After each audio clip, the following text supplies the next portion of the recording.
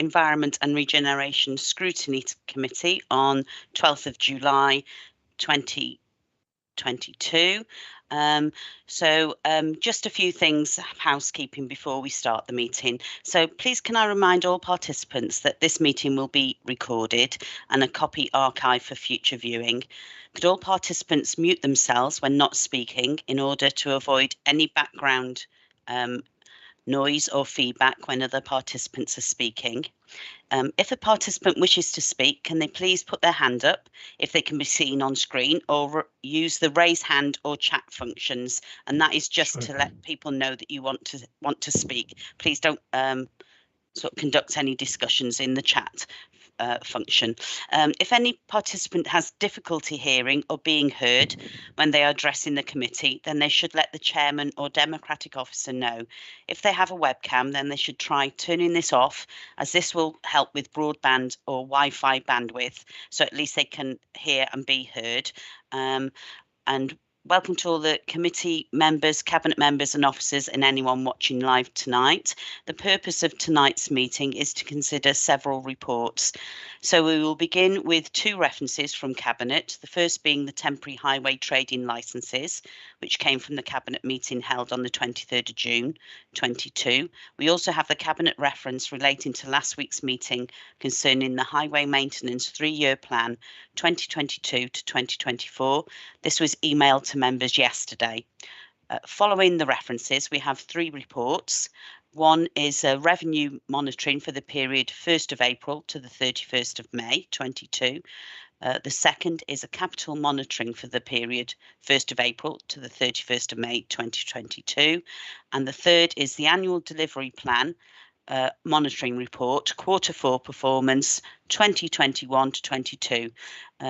After those, we will have a call-in of the Cabinet decision from Councillor Ernest relating to the award of contracts for the supported local bus services.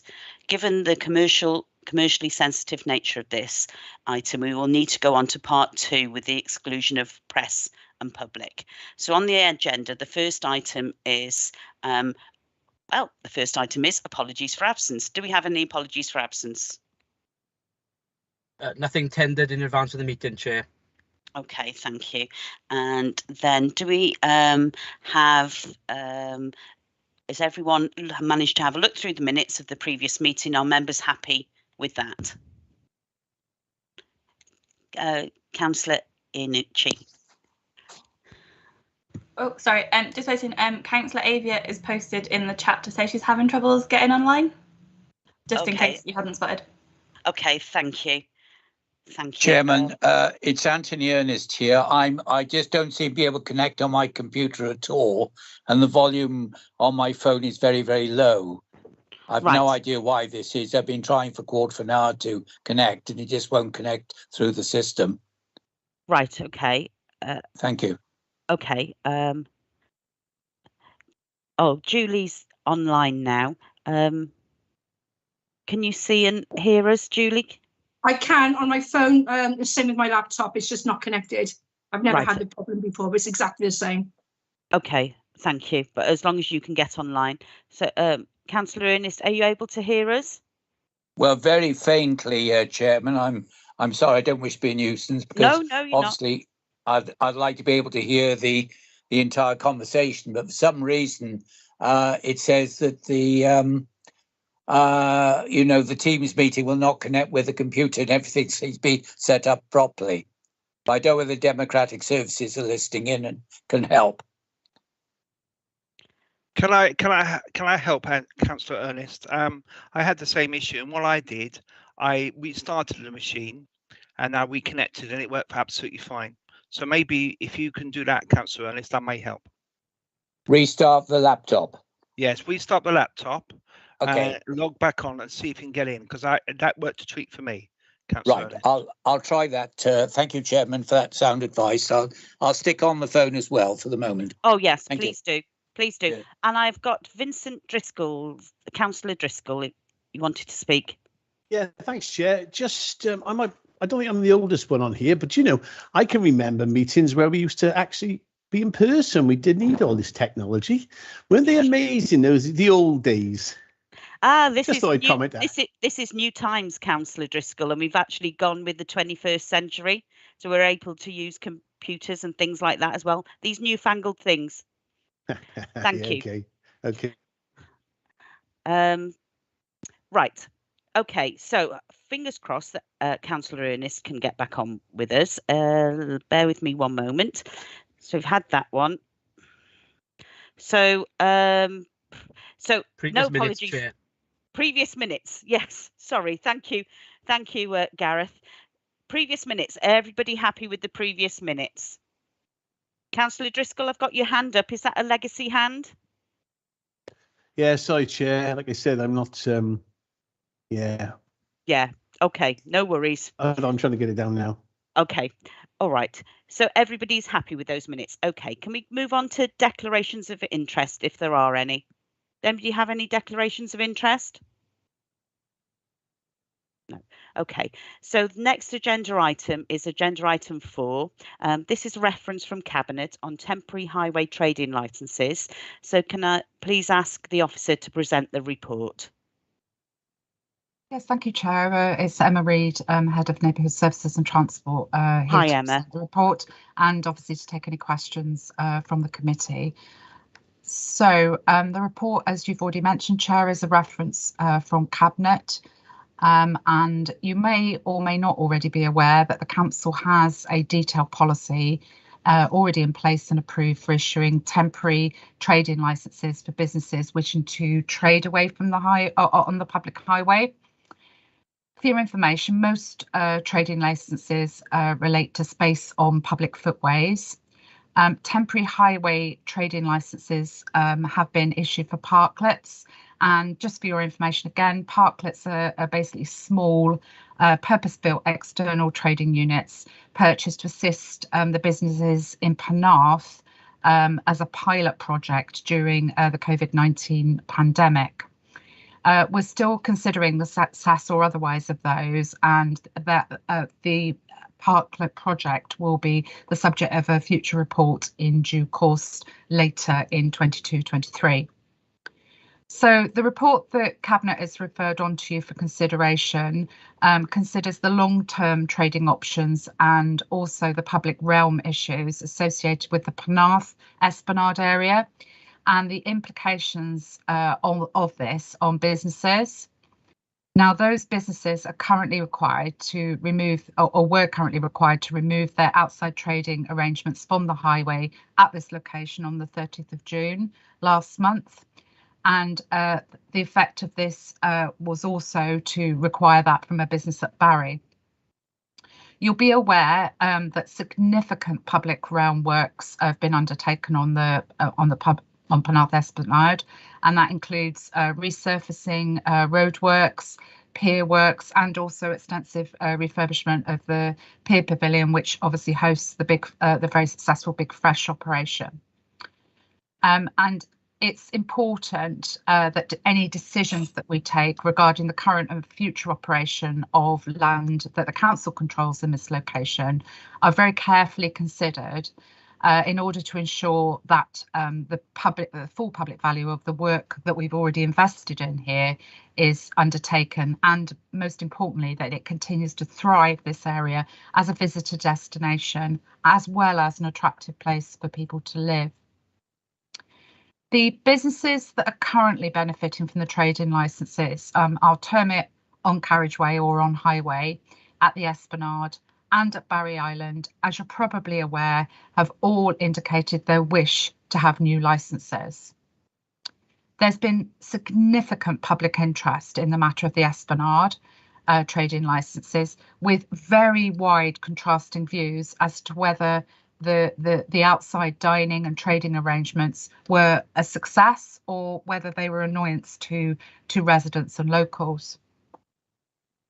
Due to the importance of this area and the council's wish for it to continue to be a high quality visitor attraction and also a residential location, the report is proposing that we take a wide-reaching engagement activity to commence this summer, so that officers can consider, well, officers and members can consider what is the right decision for this location. And it's important to say that that's not just about parking or resident views. It's far more than that. It's about the importance of that area as a tourist attraction moving forward. So really important that that engagement, which we're hoping to commence this summer, is wide-ranging and far-reaching, and just includes a few, but includes everybody that wishes to consult. So whilst this engagement is happening, there has been an agreement to extend the existing trading arrangements at the Esplanade, and also I think it's 3 properties at the Esplanade and 1 at Barry Island. And they're being allowed on a temporary licence on a month-by-month basis to continue trading outside, with certain rules and regulations, which obviously my highways inspectors are monitoring rigorously. So that decision was taken because of the need to make that decision quickly, because they would have had to cease trading on the 30th of June. A use of the urgency procedure was made in relation to the current trading situation. But I need to say that it's on a month-by-month basis, subject to the outcome of this important engagement exercise that we're undertaking. So there are a number of recommendations that Cabinet has asked committee to scrutinise and consider, and they are listed within the report. I don't propose to go through them, but there is 9 in total, and I'm happy to take any questions, Chair, that anybody may have on the report.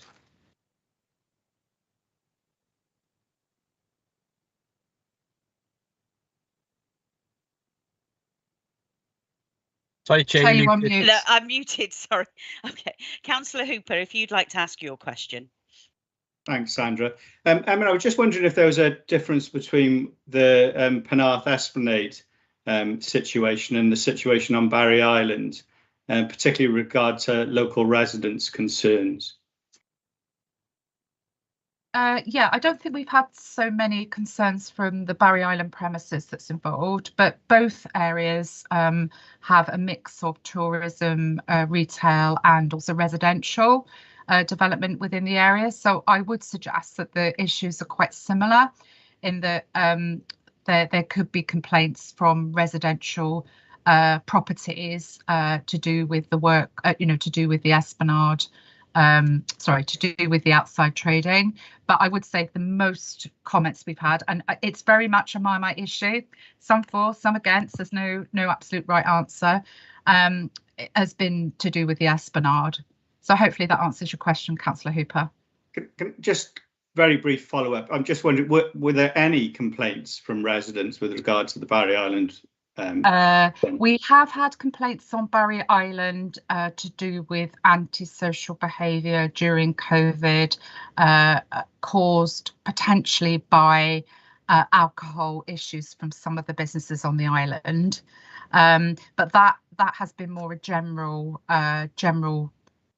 question or general complaint about what's happened. So not as many, I'm not aware of any specific on the top. I can come back to you on that, Councillor Hooper. I don't have the data in front of me, but the main complaints were from the Esplanade. Okay, and sorry, Chair, Chair, can I just to finish off, I think the point I want to make then is therefore we need to be careful that we don't treat both situations with the same process, because there may well be quite a different situation from Barry Island as there is from the Esplanade. So I just like that record. But sorry, thanks Chair. for the answer.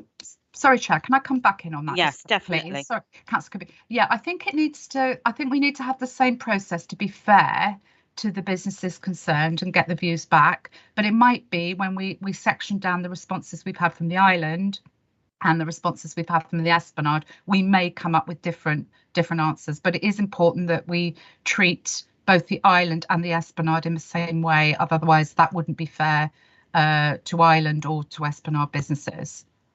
If that's okay, Councillor Hooper, just to clarify that. Thank you.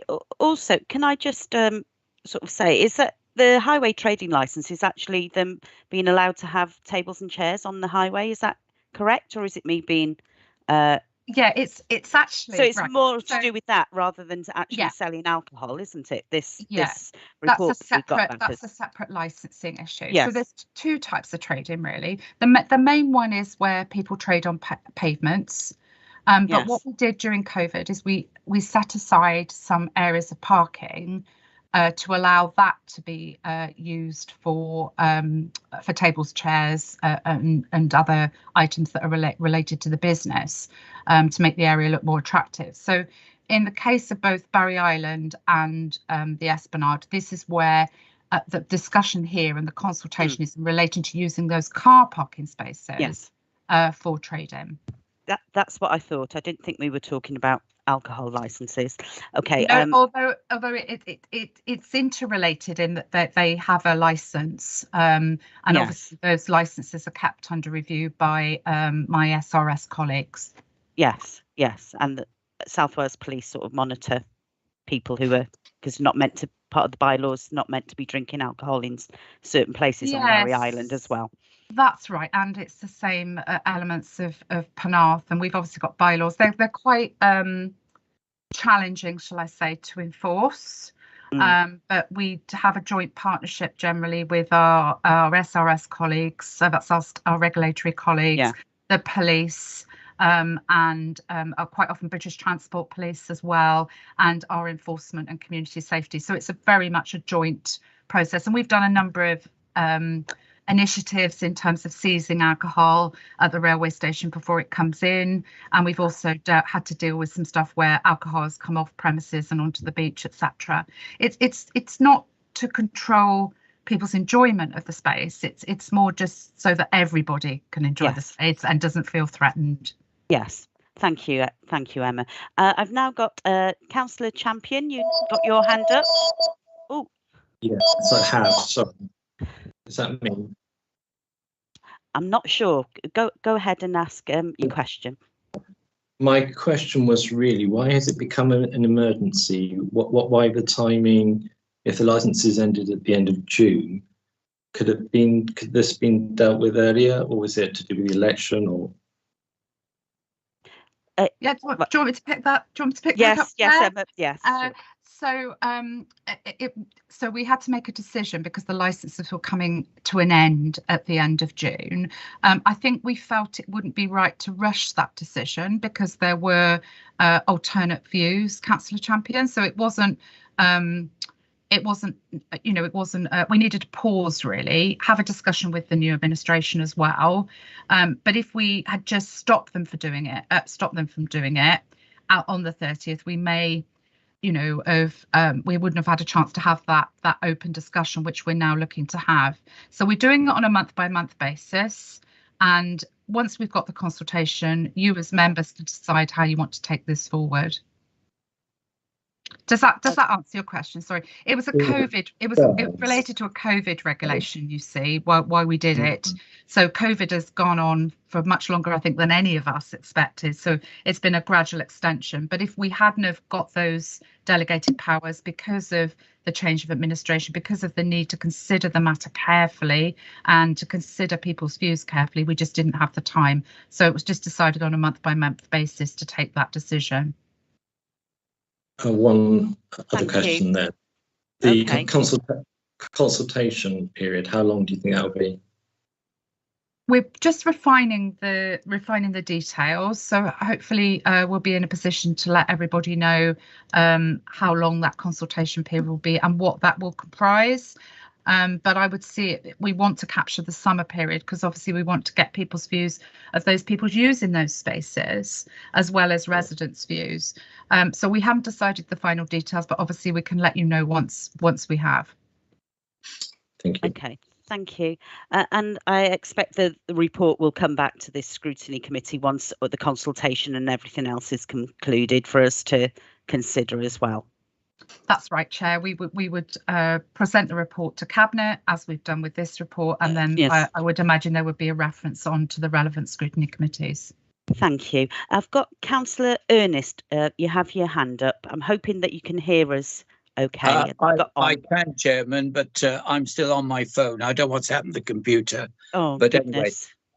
There we are. Right. Because you're getting to hear rather too much from me this evening. I would just say, as one of the ward members directly affected by this, the Esplanade falls within Plymouth Ward, that there are, as you rightly said, and other members said, very contrasting views on this.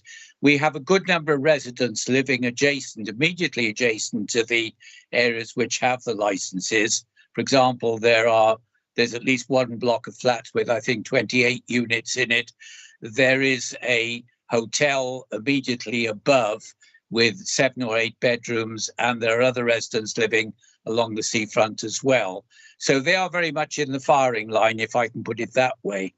The other issue, I think, is that the petition that has been put forward was a good idea, but of course what we don't know is how many members, how many members of the public who signed that were actually local residents, as distinct from visitors to the area. So I think, from my point of view as a Penarth member, we have a strong degree of support for both sides, and that's why I think that the consultation that is going to be carried out is by far the best way forward. And I would agree that I think carrying on a month-by-month basis is probably the best course of action. However, I would say that in the winter months, I mean, once we get past October, to be perfectly frank, there aren't going to be many people sitting out.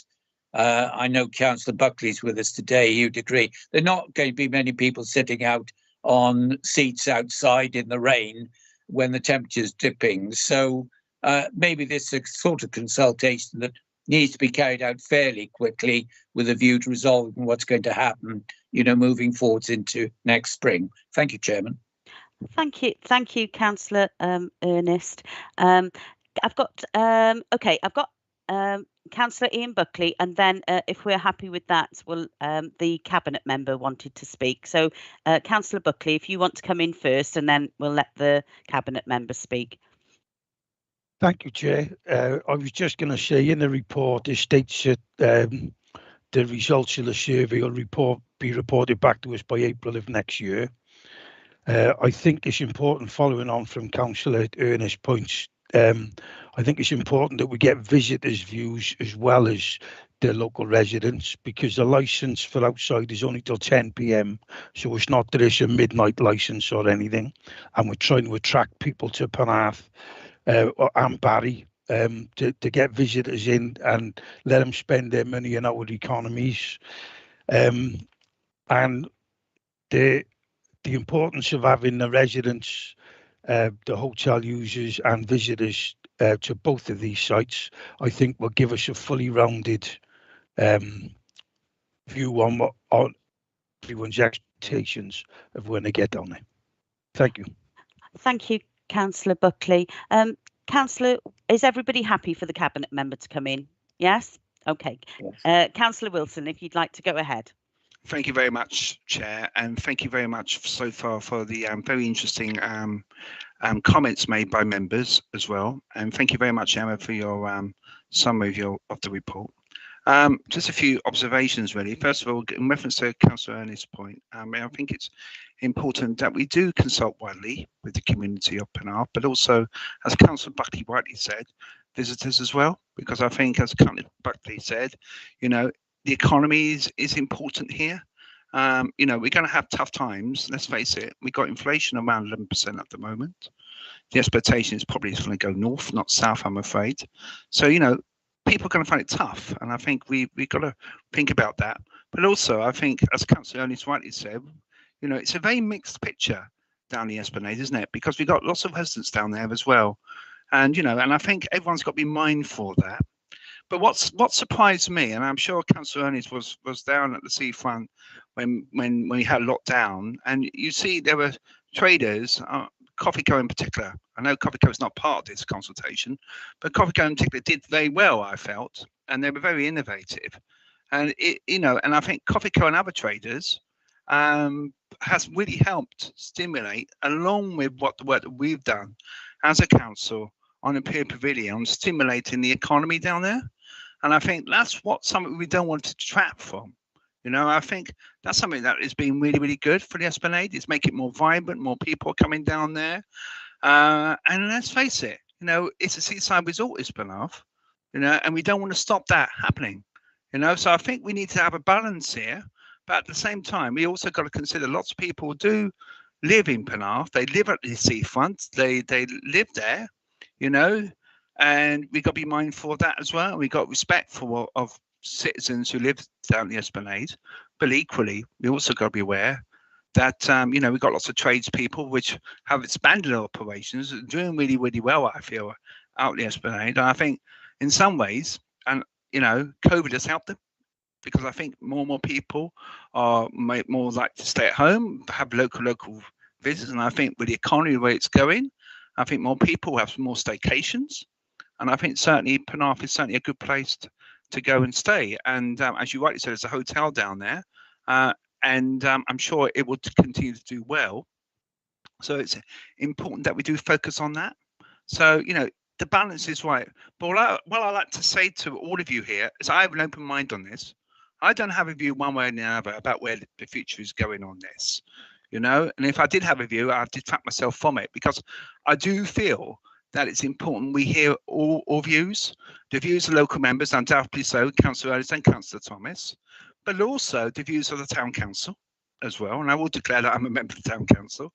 But nevertheless, we've got to hear the views of the Town Council as well as other stakeholders. So I look forward to that consultation, but I do not want to hurry it, because I think the more you hurry consultation, the more skewed the results will be. So I think it's important that we take our time over it, and we reach a balanced conclusion based upon the evidence.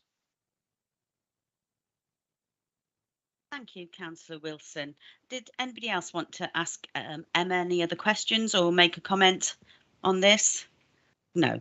Okay. So, yeah, I agree with what Councillor Wilson said, and Councillor Ernest as well. I think we do need to get this consultation done as soon as we can, but we don't want to hurry it either. That makes sense. And I think, you know, local members will have contact from their residents and stuff like that, as that they might be able to sort of feed back to the people who are undertaking the consultation as well. So generally, are we happy to accept these recommendations of this report? Anybody who'd happy to nominate that and second it? So I have got a couple of people in front of me. I've got Catherine Iannucci and Councillor Champion seconders as well. So thank you very much for that one. So our next report is the report on, sorry, bear with me one moment. I've moved my agenda. So the second report is agenda item 5, and that's the Highway Maintenance 3-year plan 2022 to 2024 that went to Cabinet on the 7th of July 22. Emma, are you talking on this one as well? Yeah, I'm speaking on this one as well, if that's okay, Chair. Yes, definitely. So, yeah, this report provides you with full details of the highway maintenance 3-year plan, which is reviewed by officers annually. So just quickly, just to give you a quick summary of what the report shows. Just to tell you about the highway maintenance plan, it basically provides a 3-year resurfacing plan from 2022 to 2024, and it provides us with the key foundation for delivering a well-maintained and managed highway, which obviously is essential both for people travelling around the Vale of Glamorgan, but also for economic and social reasons. The actual resurfacing plan for 22 to 24, which again, as I say, is reviewed annually, is attached to Appendix A to the report that's before you this evening. And the priority roads are identified within that appendix, which are assessed by the Council's highway engineers as needing treatment. All the roads that have been listed there have been reassessed over the past 12 months, and also in accordance with the carriageway resurfacing prioritisation scoring system, which some of you that are on the call will recall was quite well scrutinised a few years ago about how that assessment was developed and also how that scoring system works. and that scoring system is attached to Appendix B to the report this evening. The roads that are listed in the appendix for micro asphalt and surface dressing, which are essentially preventative treatments for roads. So we try where we can to put these preventative treatments in on these roads before we get problems. They are determined by engineering assessment only.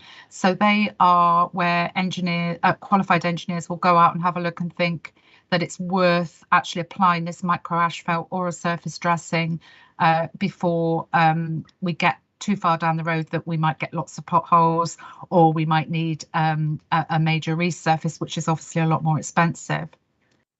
So I'm glad to say that the budget for 2022-23 is extremely healthy. It's obviously not as much as I'd like, but it is extremely healthy and much better than we've had in previous years. And the report details under the financial implications how much is available. But approximately for roads resurfacing, there's some 2.3 million. That's probably about 700,000 or 800,000 more than we had last year, and it will enable the resurfacing of roads that score approximately 210 points or above on the plan for this year.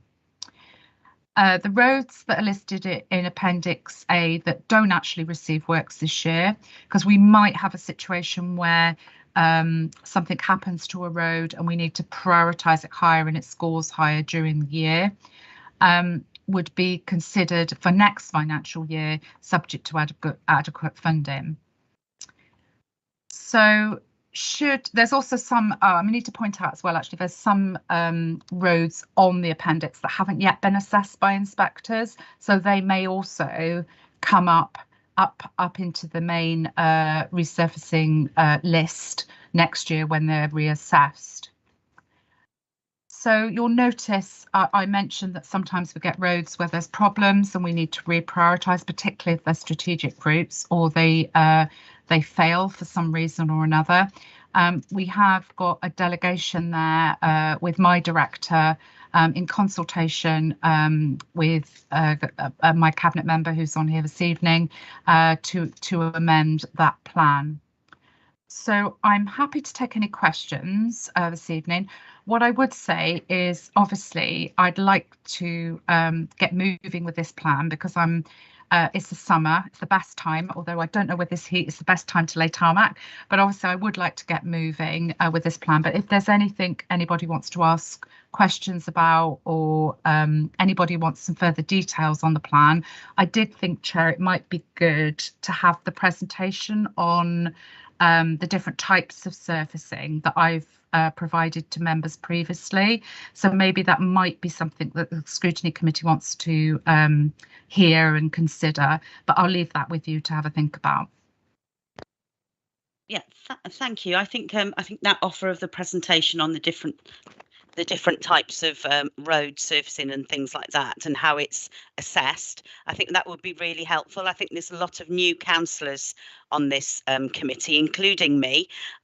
So yes, I definitely think at some stage, if we could have that presentation, I think that would be really helpful. I think what also might be helpful, Emma, is if anybody within their area has perhaps seen a road that they think is not on this report and thinks that there's issues with it, perhaps if they contact you, Emma, and just to see whether it has been assessed and what the points are, rather than sort of bringing it up today. Yeah, that's great. They can contact me. Obviously, obviously, if they just bear in mind that we obviously get lots of queries every day, so it might take us a while to come back, having a limited number of inspectors. But yeah, of course, they can contact me if they've got detailed queries about the point scoring, or if they see something on there this evening that they think, why is it only 195 or why is it 205?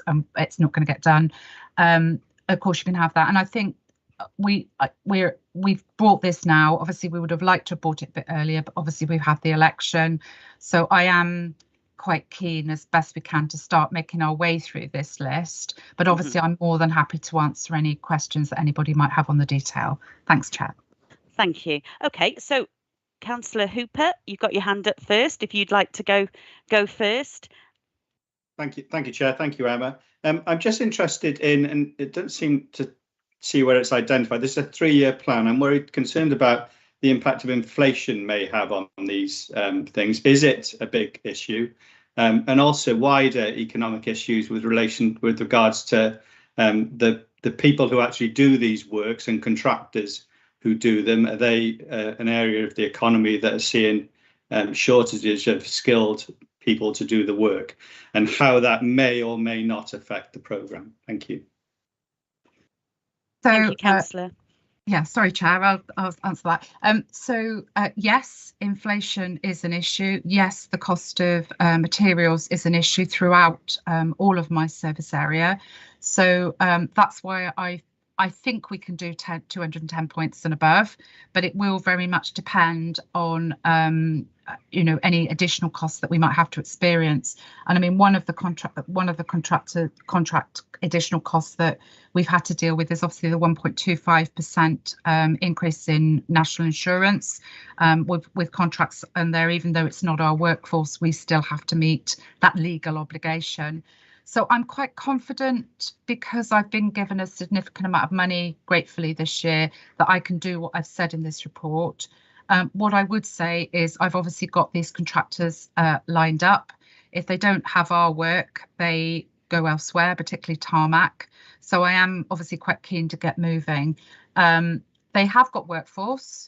And our pothole contractor, Centigrade, has also got workforce, and I have regular meetings with both just to keep them in the loop and to ensure that we keep them on board, really, moving forward. So we have a good relationship with those contractors, and we usually can get work done quickly and to a high standard. So hopefully that reassures you, Councillor Champion, but I would say I'm not going to get as much for my money this year as maybe I would have got 3 years ago.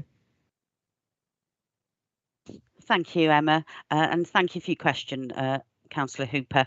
So next, I do have Councillor Wilson's hand up, but Councillor Wilson, are you happy to wait until the actual scrutiny chairs members have actually spoken? Is that okay? Yep, fantastic. Okay, I've got Councillor Aviat, if you'd like to ask your question next, and then it's, oh, sorry, I beg your pardon, Councillor Buckley first, and then Councillor Aviat. Thank you, Chair, and sorry, Julie. I wanted to say my question basically follows on from Councillor Hooper's question and your reply, Emma. The report states that you're using existing contractors alongside your neighbourhood services maintenance team. Because of the ongoing costs with contractors, and because although this is a 3-year rolling plan, it should really be a 30-year, if not 300-year rolling plan, because it's never going to finish. I didn't know if it would be cheaper for us to expand your neighbourhood services maintenance team as opposed to using contract labour. The other thing I want to add, to thank your team, because Redlands Road, which is it's on your list to be done, has been completed down by Alfred Avenue, and they've done a brilliant job down there. You could skateboard on it if you wanted to, let alone drive. Thank you. Can I come back on that, Chair? Yes. Okay. Apologies, just to start, Councillor Hooper, it was not Councillor Champion. Sorry, you're very close to me on my screen, so apologies about that, my mistake. In terms of your question, Councillor Buckley, the contracts we have are extremely competitive. We would not be able to match them with an in-house workforce. If you would like a further chat with me about that, I can explain in detail why that is the case. But it is much cheaper with the external workforce at the moment. Not ideal, because obviously I like to have an internal workforce. I find they're much more reactive, more part of the team. But what I would say, and it was the answer I gave earlier, was that the relationship that I personally and others in the team have with that resurfacing contractor and also the pothole team is very, very good, and we meet them regularly every couple of weeks to check and challenge what's being done. So the best assurance I can give you is that we are getting good value for money, and I think an in-house service would be a lot more expensive. Thank you very much. Thank you. Councillor Aviat, if you'd like to ask your question. Yeah, thank you, Chair. As a non-driver, and I've always, every time I've reported a pothole, I just do it by eye because I don't drive. And I've always been really successful. I've never never had to ask twice. But how deep, you know, when is a pothole, please? Yeah, there's an excellent website, a page on our website about the pothole. Can I put that link in? Is that okay? I know we don't usually use the chat, but yes. If I put the link in once I finish speaking, when the next agenda, that will give you the exact dimensions. It'll also give you a very important link to the Report It system. So if you get somebody from your area that wants to report a pothole, if they can do it via that system, it ensures that we keep up-to-date records of that. So if that's okay, I'll put that in the system, and you can then read it at your leisure. It won't take you long. It's a single A4 page. Thank you, Emma. Thank you, Chair. That's lovely. Thank you, Emma. And yes, that'll be helpful to us to see what the link is, and the public will be able to see that on the agenda as well. So I have Councillor Perry, if you'd like to ask your question.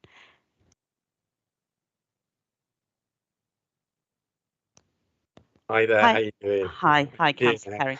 Good evening. Yeah, I'm going to sort of go back now to 2012.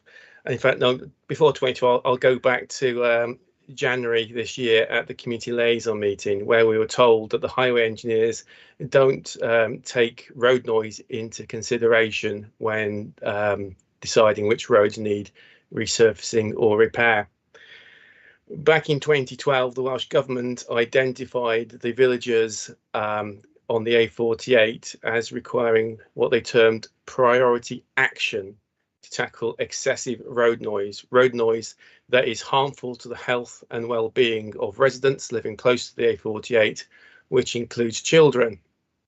So obviously, this is something that I've been discussing for several years now, and we had meetings on the road in 2019 where we had to take shelter from the road noise because we couldn't hear ourselves speak, couldn't even hear ourselves think. That's how bad the road noise is in Bombleston, where the speed limit's been incorrectly set at 40 miles an hour for many, many years, and we are still awaiting a correction of the speed limit. But we're here today to talk about the road surface. The road surface on the A48 is more than 40 years old. I can't tell you how much older because I'm not old enough. But it's a very, very old road surface. It's very hard. And in St Nicholas, it's rutted. So after all the sort of campaigning and lobbying that the council has been subjected to, I believe the residents of St Nicholas and Bombleston were expecting, after 10 years of being identified for priority action, to be included in the next 3 years plan for resurfacing. In fact, I think residents would think they'd be at the top of the list. We're not on the list. So that is really disappointing. The Noise and Soundscape Action Plan of the Welsh Government, which the second one is out now and is coming to a close, so yet another action plan with no action, talks about the well-being objectives and the ways of working. I do note that the plan the Vale Council has produced has got 3 points. Do you have a question, Councillor? Do you have a question? I think the problem is... Yeah, if you can say what your question is, please. Can you state your question? 2 questions. One, is this plan actually legal, as it's taking no account of the health and well-being of residents? And the second point is, why aren't St Nicholas and Bombleston, given the level of road noise in those villages, identified for resurfacing, which they urgently need with the ruts and the holes and the noise? Thank you, Councillor. Emma, if you would like to come back. Yeah, certainly, Chair. Thank you for your question, Councillor Perry. And I think I was on that site visit with the gentleman in Bombleston back in 2019 with my former cabinet member, if my memory serves me right. So the criteria at the moment doesn't take account of noise. You're right. It's to do with safety of the highway, and it does comply in terms of the Highways Act and what we're required to do as a business. The A48, sorry, I've been frantically looking. If I was looking away, I was looking at the sheet. The A48 St Nicholas Village identified 162 on the appendix is included, but it's only scoring 165. So it's on the 3-year plan, that particular piece of road. But the other road, which you've made a comment about some ruts and ruts and other things. I can't remember quite what you said, but ruts and other things. I can get that reassessed. But the criteria are here. You could consider suggesting we're going to be doing a review of the criteria, and I think that's intimated within the, or it's actually said within the recommendations. We're going to be looking more at active travel measures to come into this criteria prioritised scoring system. So, Councillor Perry, it's within your rights to suggest that moving forward we also consider road noise, and officers can go ahead, can go and have a think about that if Cabinet agree to how that might impact on the scoring system. But I'm not aware of any other council within Wales that does include that on their scoring system off the top of my head. But I'm happy to consider it when we review the scoring system moving forward.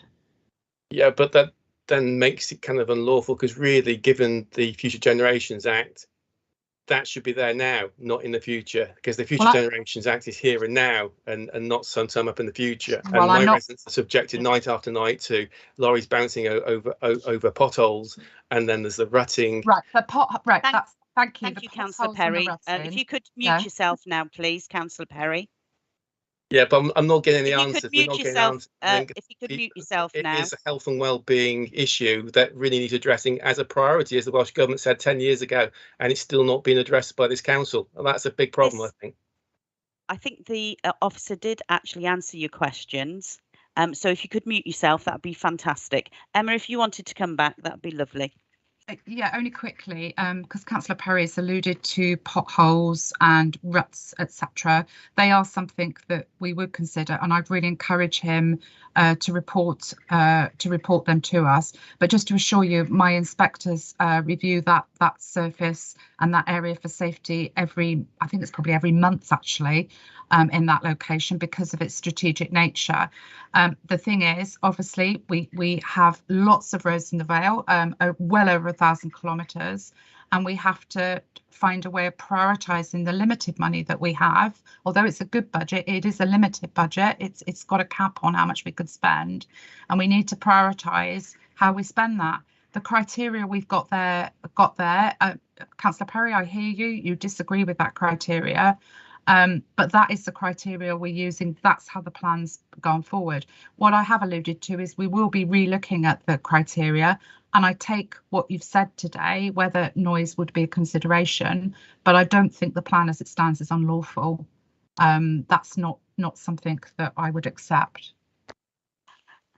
Yes, I couldn't imagine the Vale of Glamorgan Council putting an unlawful plan forward for the councillors to actually agree to.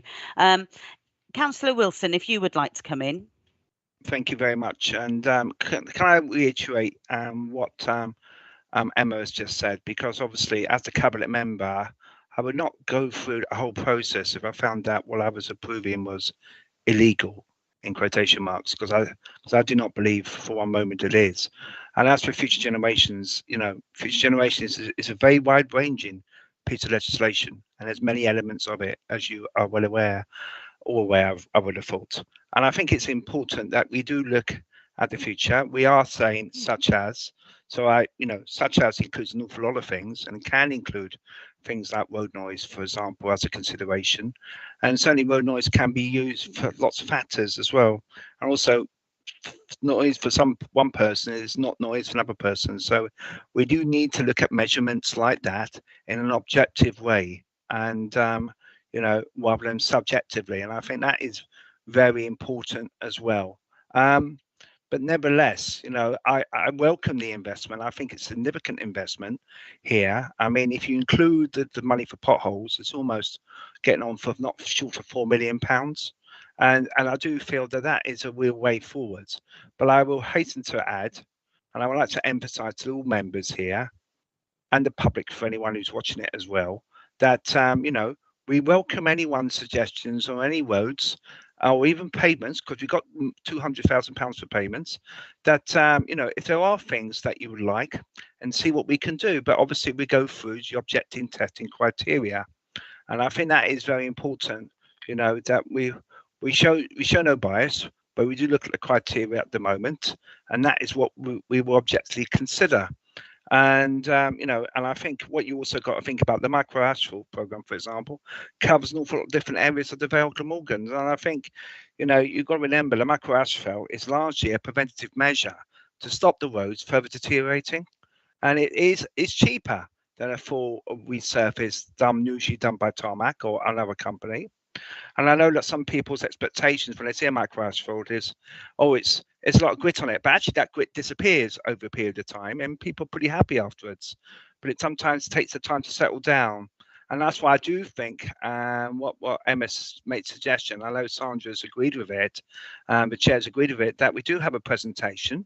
And I will come along to that if possible, because I think it'd be interesting for every member to look at that presentation and how servicing works and how it's important. But what I also want to say, obviously, there's opportunities there going forward in the future. You've probably seen, all of you seen the 20 miles per hour report coming to all members as well. And I think hopefully, that in some ways will hopefully improve matters, especially in relation to road noise. But thank you.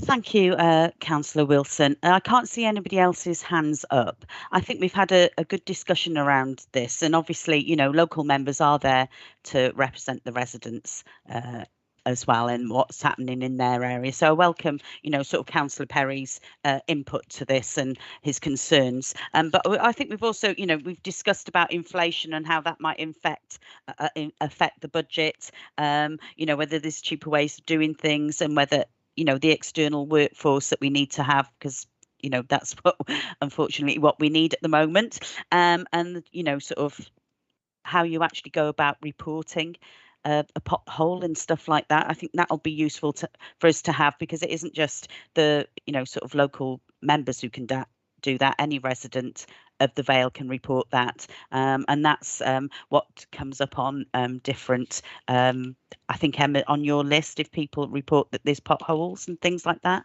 or problems with the roads, am I correct? Or yeah, so I've managed to, where we've been talking, I've just managed to put the pothole reference into the chat, so hopefully everybody can access that.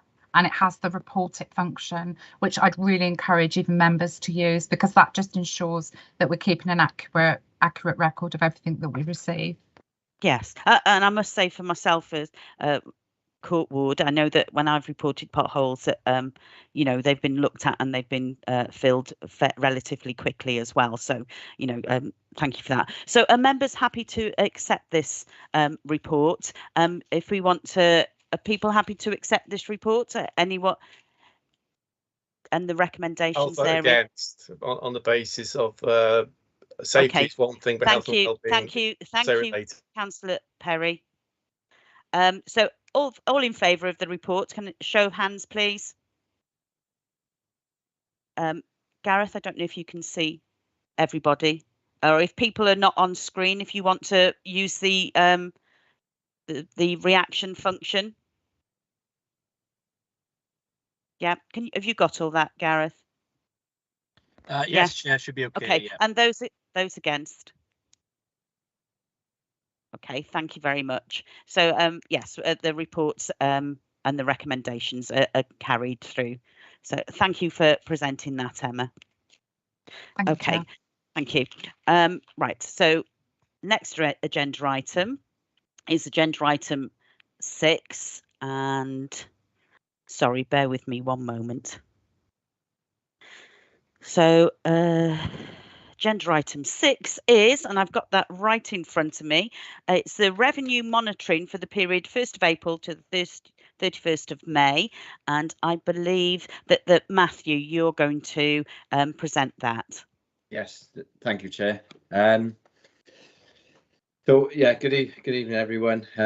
My name is Matthew Sewell. I'm an accountant for Vale Glamorgan Council.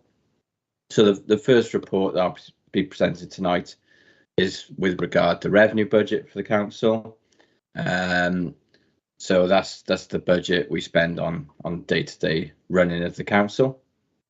So the recommendation of the report is that members consider the position with regard the budget for areas within the remit of this committee. So the report, the same report has gone to each committee, and that report gives the overall view, position for the council. So there's a table in paragraph 2.9 which shows the budget for the council at 283 million, or just over, and we're currently projecting an outturn on budget. However, that does involve the use of some of our financial reserves to be able to do that, to offset certain pressures. So the report initially discusses the impact of COVID-19, and in the last 2 years we've received considerable support from Welsh Government with the impacts of COVID-19 and the additional costs that we've seen. However, a lot of that support is now ceasing for this financial year. So the report just highlights the support we've received this year. Paragraph 2.4, there's a little table in there, which is only 427,000 for the first couple of months of this year. Whereas last year, I think the support totaled about 27 million for the full year. So that support has dropped significantly. However, a lot of the costs that we were seeing, the additional costs we were seeing due to COVID, have also decreased. So the report then goes on to highlight each area within the council and gives a bit of an explanation on any pressures within those areas. So a lot of it is more for background information, because the remit of this committee is mainly neighbourhood services, and also regeneration and development management, and building services. So, you know, a lot of it is just for background. Last year we used to produce a specific report for each committee, but it was felt that it was a good idea to give members the overall view of the council, because obviously every area of the council does have pressures. So, you know, just displaying the pressures in a certain area, obviously it's good to have regard to pressures in social services, education, etc., which are also our biggest budgets. So if they do have pressures, obviously they do take up a lot of the available budget. So if you've got the report open, if you go to paragraph 2.23, that's where environment and housing starts, the narrative around there. So we've had considerable pressures in this area over the last few years, mainly within waste management. So the cost of dealing with our recycling in the main shot up over the last few years, mainly due to China stopping taking commingled recycling, which we used to collect all our recycling commingled. Obviously, we're now on the road to separating it all. We just got the final area to do in Penarth and Dinas Powys, but 2/3 of the Vale is now source separated for our recycling, and that now delivers an income to the council rather than costing us. So we have had years of pressures where we're slowly turning around the service. However, even though we do bring in an income for our recycling, it's more resource intensive to pick that up. So some of the income is offset by additional cost. We've also received for this financial year, we received additional budget of nearly 3 million for neighbourhood services and transport, for pressures in those areas. So I think some of the pressures already been mentioned around inflation, not only to do with materials we buy and fuel, energy costs, etc., but also the amount we pay our staff as well. So there's considerable pressures in this area, but we have received £3 million in additional budget within our revenue budget. So hopefully that budget pressure will ease a bit this year. However, we've all seen the news, the additional fuel is still going up, energy costs still going up. So the budget was set months and months ago. Obviously those pressures are still increasing. Shortage of drivers, things like that. So it's all putting pressure on the council.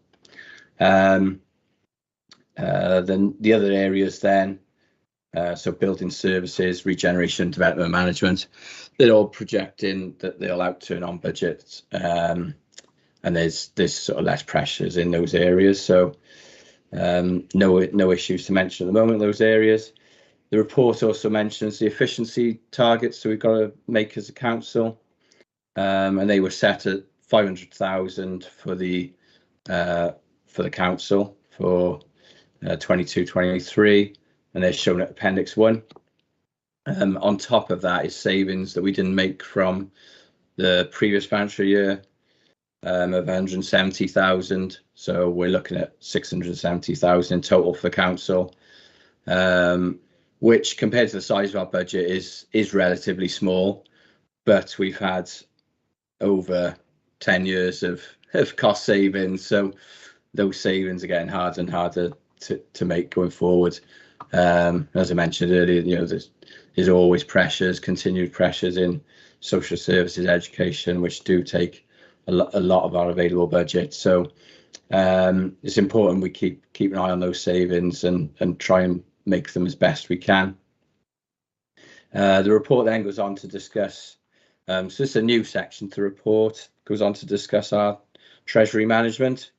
So that is money we borrow or money we invest. So there's a table there in paragraph 2.10, which shows the borrowing of the council, so amounts we borrowed, and we mainly borrow from the Public Works Loan Board, which is government backed, and we then repay those loans usually over a quite long period. So we've taken out those loans in previous years to fund items, mainly capital expenditure in previous years, and then we repay them over a set number of years. The report then goes on to discuss money we invest. So quite often we'll have money remaining in the bank. So each day the bank balance is looked at. If there's money within the bank, we invest that until such a date that we need that money to come back into the council. So again, there's a table, paragraph 2.11, which shows the areas where we make investments. The main area where we make investments, or the main balance, is with other UK local authorities. Again, they're government backed, so it's a secure investment. Going back 10-15 years, we used to invest more widely to try and get higher rates of interest. However, there was the crash of the banks and the Icelandic banks, etc. And then a lot of authorities became more risk averse and put money in things that are investments that are lower yield. However, more secure investments. So the money you put in is secure. So that's a brief overview of that report. If there's any questions the councillors have, then I'll take them now. Thank you. Hello, do we have any questions? Oh, Councillor Hooper, you're hot off the mark tonight. If you'd like to ask your question. Thank you, Chair. Thank you, Matthew, for the report. It's interesting in the narrative you use there could be pressures, there could be in regard to inflation again. A lot of these things seem to be baked in, and I just wonder whether we should be putting provisions in. So, for example, we know that the costs of fuel are going to be higher going forward, and I wonder whether we should take a more prudent approach to this rather than the narrative saying could or should. And the second question I've got, and this is a concern, because if you look at last year where efficiency savings weren't met, I'm always very concerned going into a budget period when you're actually in the activity and you still don't know where you're going to make those savings. So I just wonder how close, what's the likelihood of these savings coming through? And if there's inflationary pressures on top of that, that will make those savings even more difficult to achieve rather than possible. So I think there's some pressures in there in our area that we're looking at, but more generally. Okay, thanks, Councillor Hooper. Yes, I agree with the comments around inflation. It's going to continue, isn't it? So, but we do have quite sizable financial reserves for the council that we have built up over years and years of being quite prudent with the budget. And over the last, I say at least sort of 5 years, the levels of savings have been really large to try and get back into budget as best we can. So we have managed to build up quite sizable reserves. The funding over the last couple of years from Welsh Government has helped with COVID. So we've been able to offset a lot of our own costs with that funding to put money into reserves for future pressures. And we've got a general reserve for the council, general fund reserve. I think it's currently over about 10-11 million. And there's other specific reserves for each area. So for neighbourhood services, we've got reserve again of around 3-4 million for pressures such as this. And then we will bid for pressures every year then. So within the budgeting process every year, we'll bid for emerging cost pressures that we do have. If we think inflation is sort of here to stay and we don't see fuel costs or things like that or energy costs going back down, then the likelihood is we'll hopefully get that within our base budget then going forward. But it is all really dependent on the settlement we get from Welsh Government as well. So obviously they've given us an indication for next year of the settlement, which they haven't done previously. They've given us only ever a 1-year settlement. But when we received last year's settlement, we did get an indication of what we get for this year, which I think off the top of my mind was about 2-3%. But compared to the size of the pressures, that increase is not going to go very far. There's a big pressure to increase obviously pay awards as well for our own staff, and we've only built 3% into the budget for this year. So any increase over and above that 3% that is agreed with the unions for pay awards, that's another pressure as well. So yeah, agree that we need to be highlighting these pressures, which we do try and do. And then, like I said, if we do need to use reserves as a short-term measure, we also do that. Is that okay? Yeah. The other bit was about efficiency savings, Matthew. Yeah, I just wondered your opinion on that. Yeah. So I can only really speak with regard neighbourhood services at the moment. So with regard that saving, and we didn't fully make it last year, and we had extra 100,000 savings to make this year. We have got an area of our budget in mind, which we're looking to retender an area of our budget, which we were hoping was going to be done for this financial year, but we think it's going to be next financial year now where we're going to actually make those savings. So it is a bit of a slippage on that. And again, if we can't find that money internally from using other budgets, then again, we may have to use reserves as a short-term measure just to until we do make that saving. However, we have got something highlighted for that, nearly 200,000 in Emma's area. So, but I think the rest of the council as a whole, I think they've found it a little easier than we have in neighbourhood services to make those savings, because, like I said earlier, we've taken a big section of those cuts over the last sort of 5 years. Areas such as education and social services have been more protected, and obviously rightly so. They're high priorities for the council, but we're the sort of next biggest budget after them. So when we're looking for money to be found, we tend to then be the area which is looked at, and we've done well over the years, and we start bringing extra income into the council and things like that. But there's always more we can do, and we know that. And I think with the inflationary pressures over the next few years, we are going to have to make further savings and further efficiencies again. So I think it's going to start hitting the agenda again. I think the 500,000 is not a lot compared to what we found in previous years. So I think it's going to become really important again within the next couple of years. Thank you, Matthew. And I suppose my question to you would be, how many years of efficiency savings has the Vale had to implement? And I expect it's a long time, isn't it? And you get to the stage where there might be nothing left to be, any more efficiency savings. So you can carry on providing the service.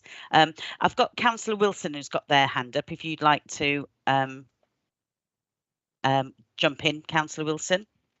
Thank you very much, and beg my indulgence for speaking again, but I do think Councillor Hooper's made some good points there, because I do feel, going forward, we do need to look at the budget, because we are facing a lot of pressures, not just cost pressures, because of, and there are lots of reasons, aren't there? Brexit is probably one reason, because that's affected the supply of labour, which obviously has affected things like lorry drivers, because it has a domino effect, as you probably appreciate.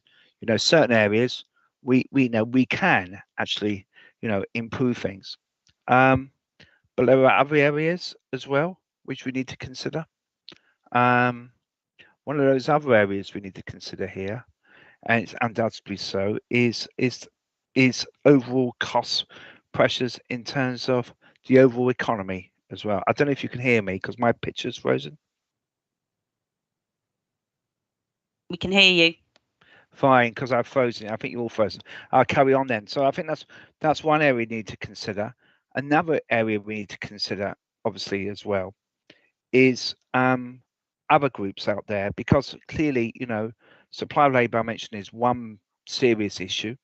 But also, I think we also need to be careful as the cost of materials are going up as well. So, we mentioned Brexit, but also we got the impact upon the war, Russia and Ukraine. It has an effect as well. So there are these pressures. I think the important bit is that we need to step in quickly and make changes. And I think we did that when we had the green waste issue. We had to increase the pay, admittedly temporarily for 6 months, to give a rise to those drivers to attract them in. And I think that's worked pretty well, to be quite honest with you. But again, we understand there are these pressures, but I can tell you as a cabinet member, I want to assure you all that I want to be on top of this. And we've got some superb officers here.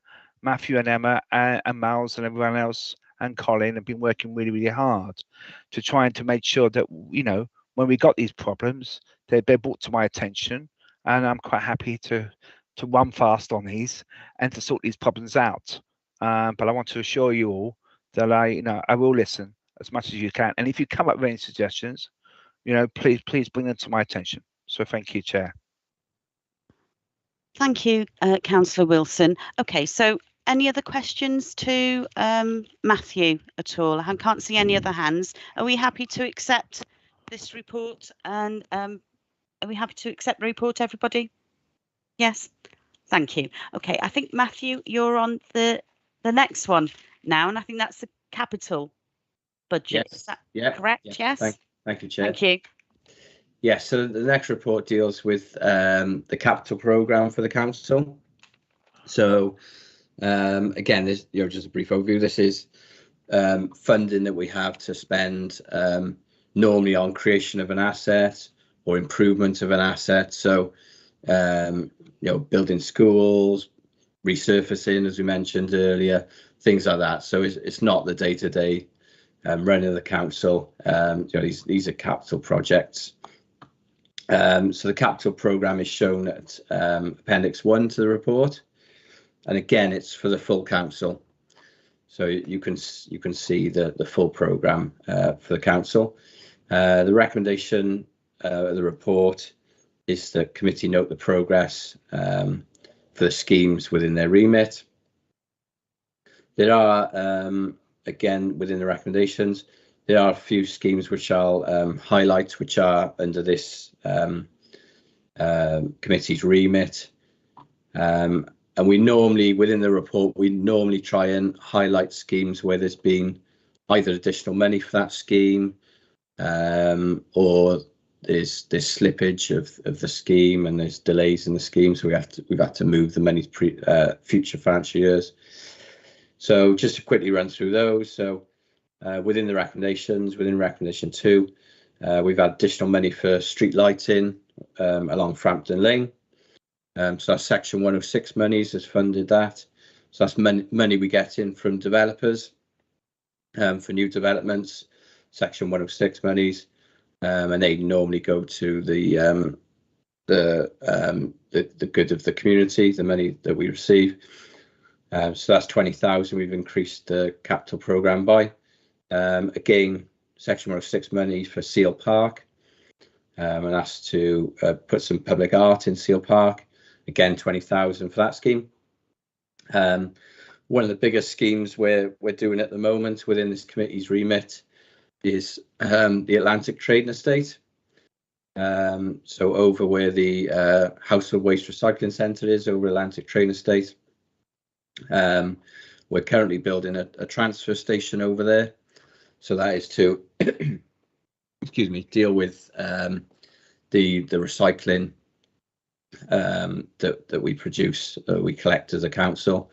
So we're building a new site over there. But as part of that site, we're also looking to base some of our fleet out there as well. So some of the waste fleet. Recently, with a shutdown of Court Road, we've had a lot more fleet. So the parks fleet that were based at Court Road have now moved up to the Alps.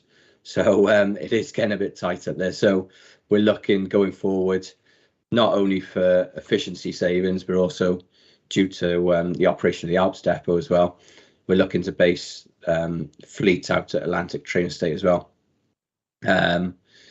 So the capital programme has been adjusted for that, because we've got to finish the build first, and then we'll look at implementing the fleet parking. So we're looking at carrying forward money to the 23-24 capital programme to complete that work. Penarth Pier Pavilion, we're increasing the capital programme by 35,000. And yeah, Eastern Shelter Roof, where we had a scheme of 73,000.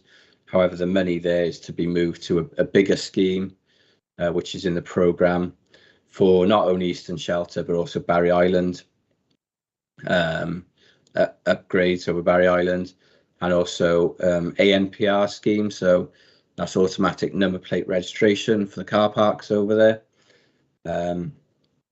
Currently putting in a scheme at Ogmore and looking to do the same at Barry Island with the car parks. We've also increased the Bellevue Pavilion capital programme by 25,000, and that's coming from a grant from the National Lottery Fund. So as I mentioned earlier, the Appendix 1 shows the full schemes and the progress to the end of May. So I'll show you the full year budget and then what we spent to date. A lot of the schemes, there'll be very little spent to date because it's so early in the financial year. The report then goes on, yeah, to highlight, give a little bit more information about those schemes I just discussed in the recommendations. And then there's also a new section again within the report to show the climate change implications of our capital programme as well. And obviously we've got our commitment to Project Zero. So the report then highlights a lot of schemes throughout the council which are helping us towards our target of Project Zero. So a lot of investment in council houses, in energy efficiency.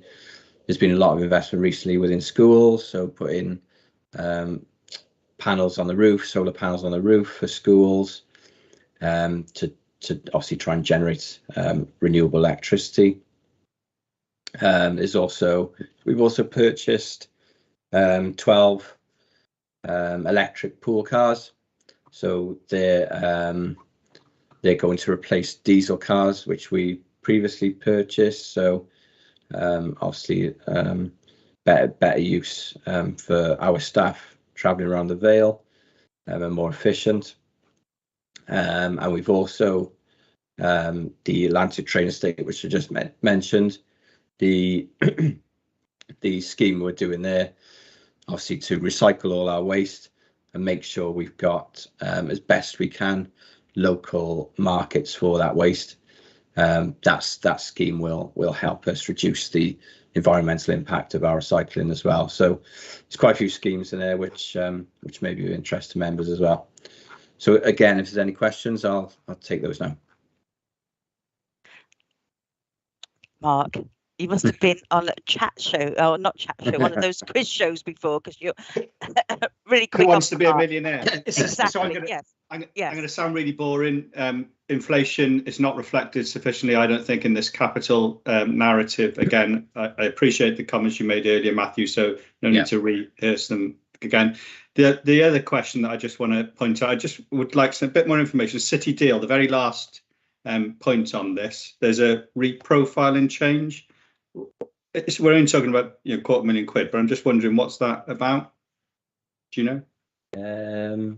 What paragraph is that? Sorry. So it's not in the narrative. It's in the table. It's on the table. Yeah. I'm not sure, to be honest. Is it the last scheme? Is it? Yeah. Our City Deal. Yeah, 273,000. The reason I'm asking about this is that this is one of those elements, the City Deal, we don't hear enough about how it's contributing within the council, and I think it's something that needs to be highlighted. I think potentially what we've done with that is where it says been reprofiled, we've kept hold of our own internal capital money, I think, to be able to use government funding first. So where it says is reprofiled, we probably had that amount in last year's programme as well. We just carried it forward to use as and when. However, I can double check that and feed that back and get some progress update on that for you as well, if that's of interest. Okay. Yeah, thank you, Matthew. So the next person I have is Councillor Champion, and then Councillor Ernest. Councillor Champion. Two very quick things. The Atlantic, is that out of county? Is that in Cardiff? Is that what you're saying? No, that's over by the docks area. Okay. So if you drive through the docks. So it's where the household waste recycling centre is in Barry. Fine, I wasn't aware of that. Yeah, okay. The electric cars, the Koners, is that other counties using that? Is that the common one? How is it chosen? I think we went through a tender process to try and obviously purchase the most efficient one and one that obviously would meet our needs. But again, I can find out how the tendering process was done and how that vehicle was selected. Because we normally do it based on quality and price. So we obviously, we want something which is relatively good value, but it also has to meet, we don't want it only able to do 50 miles an hour and needs recharging or something like that. So I can find out on that for you and feed that back. Thank you. Okay. Did you want to come back in on that point, Emma, or are you happy? Okay. Oh no, I do know the answer actually. Okay. Well, I think I know the answer. So the electric cars, it was a combination of funding, but mainly grant funding for EV vehicles. We did go to a tender process or by a call-off framework. But there was another consideration we had to put in. We had to spend the money by a certain time and to get them in. So we also had to consider availability. And anybody on this, and most people on this call will know that there's a long lead-in time for vehicles at the moment. So the Kona offered the best range. I think it's nearly up to 300 miles per charge. It offered some additional space as well, which we've been criticised for over the diesel Corsas that these will replace. And it also offered a competitive price at the time. So it was a number of factors, but lead-in time. Some of the lead-in times are about a year, 18 months for some of these vehicles. They're a nice car. If anybody wants to come up to the Alps at any time to have a look, please feel free to give me a call. Thank you, Emma. Councillor Ernest, if you'd like to come in now. Yes, Chairman. I think I was just going to make the point about the city deal, whether those monies were intended for the metro scheme. It seems that much of the monies that have been allocated of late have been towards improving the metro scheme, even though it's not particularly helpful in the Vale because our lines tend to be still on the National Rail network rather than the metro network. But the real point I wanted to ask Matthew was about charging points. Matthew, maybe this is a question you prefer not to answer. We have spent money putting in taxi charging points, and in particular one in Penarth at Penarth Station Approach, where we understand there's only one licensed taxi in the Vale of Glamorgan that in fact has electric or is powered by electricity as distinct from diesel. And I do wonder why we're spending money on these points if they're not available to the public. Thank you, Councillor Ernest. Emma, if you would like to come in and answer that question, if that's okay with you, Matthew. Yeah, no problem. Yeah, thanks for your question, Councillor Ernest. So there's been there are a number of phases to roll out of electrical infrastructure. So the first phase was a city deal phase, which involved putting taxi charging points in a number of locations in the Vale, including Penarth. There is a hire scheme where people can hire.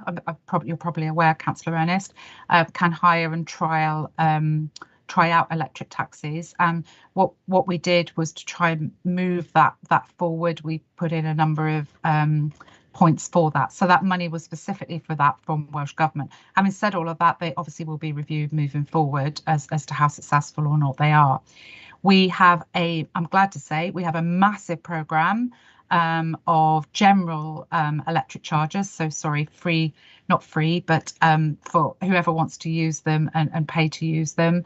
And that is due to be rolled out to the council's car parks in the main, but also leisure centres, country parks and places like that over the next few months. Again, that is something that we're working with the Transport Region as part of City Deal on delivering, and it's quite important that we do that to ensure some consistency across South East Wales, to actually ensure that maybe where you go in Rhondda Cyntaf or Pontypridd, you're likely to experience the same sort of charger in the Vale of Glamorgan if you go to Barry. So that's a big project happening, going on, massive investment going in, and you will see more general chargers for the public moving forward. On top of that, we've recently undertaken a study to look at the emerging or the emerging technology for on-street charges. That's something Marcus, who's on the call, and myself have been involved in. And we're also looking at how or what the best technology and to run a pilot on street. So that may be where we've got high levels of residential properties where they haven't got any off-street parking, certain areas of Penarth, maybe, Councillor Ernest, and what the options are for that. So we're also looking at that. We've also about to roll out to all of our main areas, so civic offices, Alps, etc. So there will be the availability to charge there as well. So big programme, emerging technologies, lots happening. Thank you very much, Emma, and thank you. Sorry, Matthew, I posed that question to you, but it does reflect on your budget. Thank you, Chairman. Thank you. Marcus, if you would like to come in. Yes, thank you, Chair. Just to mention to councillors that if you want to see one of those charges, I noticed there is now one in the car park behind the town hall in Barry Town Centre. So one of the funded charges actually in place already there. I'm not sure when that was installed, obviously relatively recently. So if you wanted to see one, there is one available to view there. Thank you, Marcus. That's great. We'll all be going on a field trip down to there. Thank you. Right. So if people are happy to accept the recommendations here, which is, just to note, actually, we're just noting the capital spend budget. Are people happy to do that? Yes. Lovely. Thank you very much, Matthew, for your reporting in. I don't know if you've finished for the evening now. If you can stay if you want to, but if you've finished, you're quite welcome to leave as well. Yeah, no, I normally stay, so yeah. Okay, no worries. Brilliant. Okay, so agenda item 8 is the annual delivery plan monitoring report, Q4 performance 21 to 22. Emma, are you doing this report, or is it Marcus? Chair, I'm going to do it if that's okay with you. That's okay. Poor Emma's had a lot of reports today, so yes. I said I'd do it for. Fantastic. Thank you. Thank you, Chair, and thanks, members, for hanging around to hear the last report. We do deliver these reports every quarter. So just to explain, and it is essentially monitors the council's performance against the annual delivery plan. In this case, it's the last quarter of last financial year. So it's against the annual delivery plan for 21-22 and how and our commitments as aligned to our corporate plan and wellbeing objectives. The presentation, there's a presentation attached, which I shall go through, if that's okay with you, after I've just run through the summary framework for you, so that you just get a flavour for understanding what's in front of you. Last financial year, we were still in the throes of a lot of the issues around the pandemic. So 89% of the total annual delivery plan have been attributed green performance. So that's 287 actions out of 321, reflecting a very positive progress during the quarter. 11% or 34 of the planned activities were attributed to red status. Of the 34 actions attributed red, 10 were directly as a result of reprioritization undertaken in response to the pandemic. And in those areas, appropriate work has been recommended. Has recommenced as part of our recovery plan strategy. The actual progress in relation to the coronavirus recovery is presented at the end of, particularly in respect of this scrutiny committee, is presented at the end of the presentation, which I shall run through with you after this quick briefing note. There are some figures there. So of the 149 performance measures aligned to our corporate plan wellbeing objectives, data was reported for 67, so there were 67 which are quarterly reported. 72% or 48 of those measures were attributed to green status, 7% or 5 amber, and 21% or 14 a red status. Of the 82 other measures, those are measures either establishing a baseline or are a yearly reported. And again, those measures, of those measures that have slipped, 22 are in relation to the ongoing pandemic at that time, and non-pandemic issues related to 15. So in relation to the planned activities, that's across the whole council and across all activities the council undertake. In relation to this committee and the activities which are in the remit of Environment and Regeneration Scrutiny Committee, 90% or 94 out of 104 planned activities were attributed a green performance status, and 10% or 10 were attributed a red status. Of the 10 attributed red status, the impact of COVID was a factor in slippage for 2 of those actions. And of the 21 measures reported, 86% or 18 were attributed green performance status, and 5% or 1 was attributed amber, and 10% or 2 red status. In relation to the 2 measures attributed red status, the impact of COVID wasn't actually relevant, although it can sometimes be obliquely relevant, and maybe I'll go through that in relation to some of those activities that have slipped. So the report itself then goes through those issues. I take members to Appendix A of the report, which is on page 4, and the link is there to view Appendix A. I shall share that with you if that's okay, just so that we can go through that.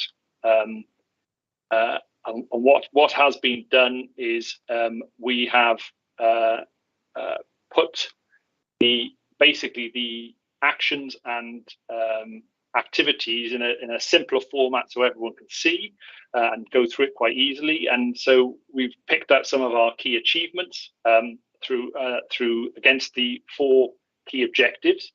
So in terms of objective 1, working with and for our communities, and there are a number of activities there. I won't go through all of them, but we have reference to the boiler works completed at Penarth Leisure Centre, increasing efficiency and reducing gas used, obviously very relevant. We've also got the scheme of installation of solar PV panels on Cowbridge Leisure Centre.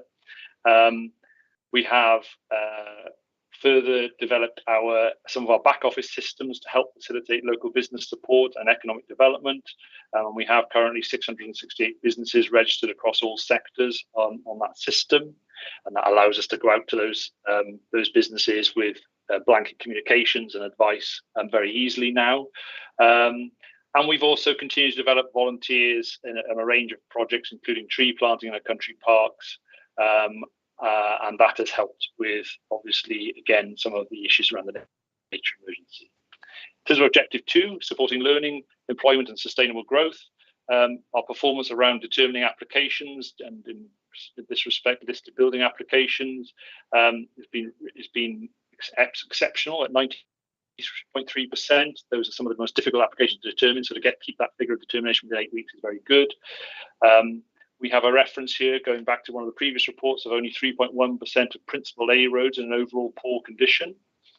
And we have the replacement of the school and library bridge now complete to improve structures within Dinas Powys to enhance access to existing school and community establishments. And also, just a point of note, because of when this report relates to, we're nearing the completion of the COVID emergency business grants, which have taken up the time of quite a number of the staff in both council tax and regeneration. And we also have established a new bursary scheme to enable businesses, startup businesses, to access and achieve funding at the very start of their development. We had interest from 50 businesses before the end of the financial year. In terms of quarter 3, supporting people at home in their community, we've had a couple of references here, including the countryside service. The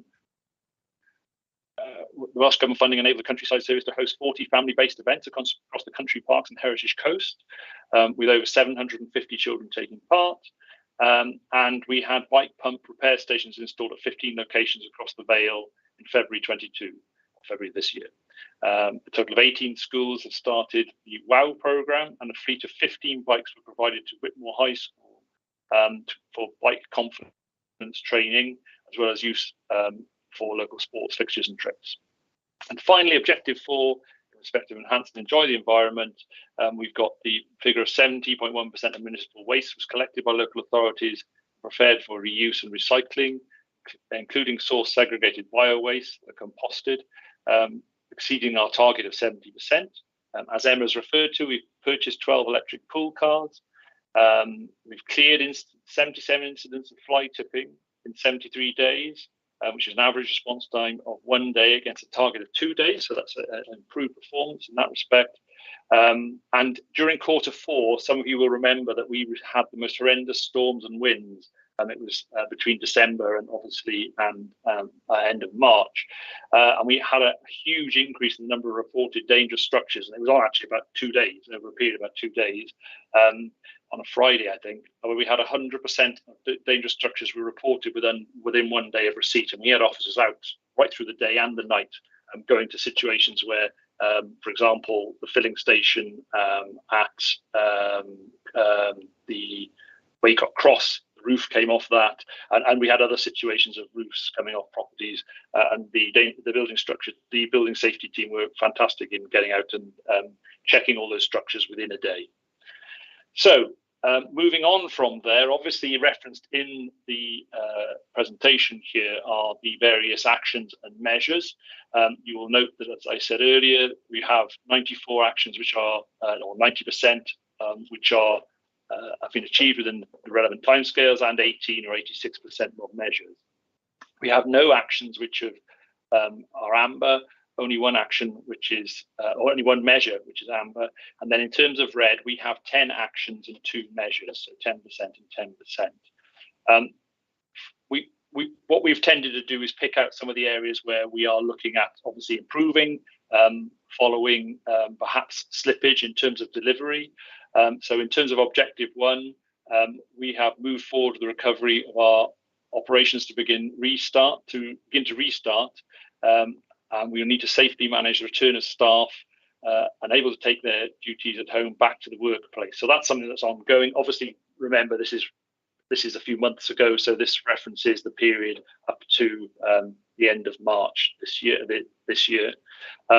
And we've continued to support the review of building, street names and monuments. In terms of objective 2, supporting learning, employment and sustainable economic growth, we recognise there's more work to do with decarbonation of school assets and improving air quality around schools, and raising the awareness of young people in relation to climate and nature emergencies. That's something that we will be doing, particularly and developing this financial year.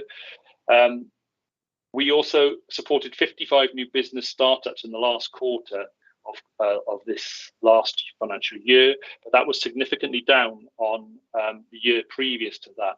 And we think there are a number of reasons for that, not least we were in the same period last year, we were sort of coming out of a pandemic, and there was a lot of interest in developing new businesses. I think, unfortunately, the period we're entering into now, the interest had waned slightly, and there wasn't the interest in business startups. That being said, the team are still very committed to trying to develop those linkages with people. I referenced the new bursary scheme, and also our back office evolutive system, I should say, which is developing linkages with local businesses so that they can be contacted about any support that comes out in the future. In terms of objective 3, supporting people at home and in their community, work has continued on developing the regionalisation of the sports development services.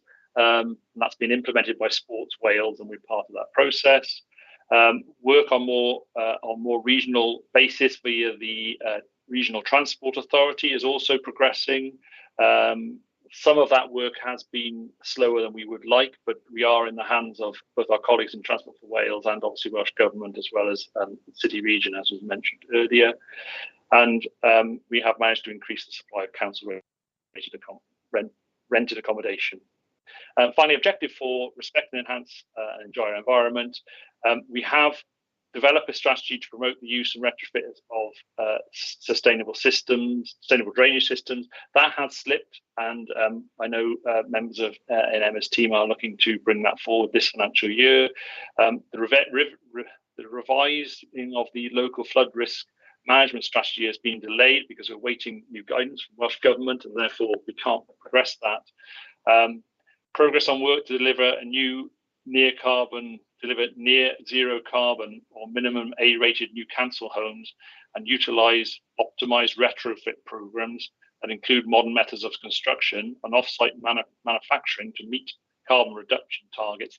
That has, to be honest with you, slipped largely because, it's an issue that is more regional and national than just council based, and we have to work with our colleagues across the region and with Welsh Government, and that programme has not come forward within the timescales we expected to. And we are continuing to develop a green infrastructure strategy for consultation in the summer of this year. That work progresses, and we have carried out an internal consultation around work that's progressed to date, and we do hope that there will be further consultations undertaken through the summer period with external stakeholders. And finally, establishing a local nature partnership to work together to improve local and natural environment. Some of that work has been delayed. What I would say is that the local nature partnership is established and has been really successful in both giving grants to local communities and also in funding some regional work too. Unfortunately, at the same time as we developed just as we were developing the local nature partnership, Welsh Government introduced a secondary scheme called the Local Plan for Nature, which actually, although grant funded, was relatively low. It was a relatively low grant, but we had to access the grant very quickly at the end of that financial year.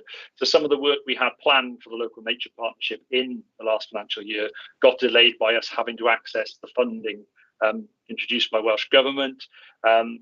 We only have one officer in place to deal with the local nature partnership issue. She's been fantastic and she works really hard, but her time was slightly offset. So there was a slight slippage in some of the work we wanted to achieve through the local nature partnership. However, that being said, it's still been really successful. And then finally, the coronavirus recovery update. We've had a number of issues there. I won't go through all of these. Obviously, you're sick of hearing my voice by now. But you will see there are a couple of key issues I'll pick through. Construction on the resource recovery facility, which Matthew has referred to in his reports, commenced in July. The pandemic has impacted on the construction timetable, and specifically the availability of materials, and the site has an operational date of the last, I think the last summer, autumn 2022. So that would refer back to July last year it commenced, and we're hoping it will be open operational by late summer, autumn 22. We mentioned that school transport has continued. We are still struggling a little bit with getting tenders being returned, and that's an area that I know Emma has been looking at in particular. And supported local bus services have been tendered and all services awarded to operators. Costs are, of course, rising. We've talked about that before with inflation, and costs have risen by over £100,000. And the reasons being given are things like driver shortages, inflation costs, and generally the COVID recovery. So I've gone through quite a few areas there. What I intend doing now, just if I take that off presentation. Okay, and finally, members, you will, if you want any detail about some of the areas, in particular, the areas of which are red areas, that can be found in Appendix B. There are full details there provided in terms of how much we've got towards completion of those particular actions, and obviously performance indicators. But there's also a little bit of a commentary. I don't intend going through those again, so I'm happy to take questions now at this point, if any members have questions. Does anybody have any questions for Marcus? No? Well, you've got off lightly, Marcus. But yeah, I was sort of like, you know, the two that are red that were sort of relevant to us, really. I think that it's something that you know, is it can't be, you know, it isn't something that's to do with the directorates or anything like that. It's outside of your control, like you said, really. So Yeah, which is good. I think one of the other things that I don't know whether this committee would be interested in, and we did talk about a little bit about the waste management site and stuff like that, whether we would like to, perhaps when it's feasible, which will be much later in the year, if we could go and do a site visit there just to see when it's up and running, whether we could do that. And also I think that if I remember rightly, I think Colin Smith had a really good presentation on the waste management and recycling, and whether as new councillors would like to actually to see that, to see what the processes are. And I don't know whether the committee would like that later on in the year. I'm not, sort of obviously, I'm not suggesting this evening, but if people would like that. Marcus, you've got your hand up if you want to. It was just to, yes, thank you, Chair. It was just to add that I mentioned the local nature partnership, and I know the officer is really keen to do a short presentation for both Cabinet and for the Scrutiny Committee around the work the local nature partnership is hoping to do this year, and also around the biodiversity forward action plan. So again, something later in the year, but hopefully members would welcome a report around those issues too. Yes, thank you. Thank you, Marcus. That would be good. Councillor Wilson, you wanted to come in. Okay, thank you very much, Chair, and thank you very much for that presentation, Marcus, on the action plan. I mean, obviously, I have visited already the new transfer station at Atlantic Trading Estate, and obviously we've still got a way to go on it, but nevertheless, I'm very excited by that as the Cabinet member. And clearly, I think it's going to give us lots of great opportunities to promote the wonderful work that we do in waste management. And I think we're going to be, I'm going to say that's a big statement here. I think we're going to be set to lead in on this. Thank you, Councillor Wilson. Right. So are we happy to, we're all accepting and noting this, the action plan? Yes? Yes? Okay, lovely. Thank you very much. So we've actually agenda item 9, any items which I decide are urgent under part 1. I don't have anything for that, but we are going to go into part 2. So part 2, the public and press are excluded from this bit. I don't think we have any public or press with us at the moment, do we, Gareth? No, Chair, but the committee will have to agree to go into part 2. All right, okay. Did the committee agree to go to part 2? Can I have a show of hands, please? Anyone against going to part 2? No. Okay. So the part 2 is if you look. Can we stop recording, please? Pardon? Can we stop the recording? Yes, they're going to stop the recording now, Councillor Williams. Yeah, thank you. Part 2. Sorry about that. Okay, all right, thank you.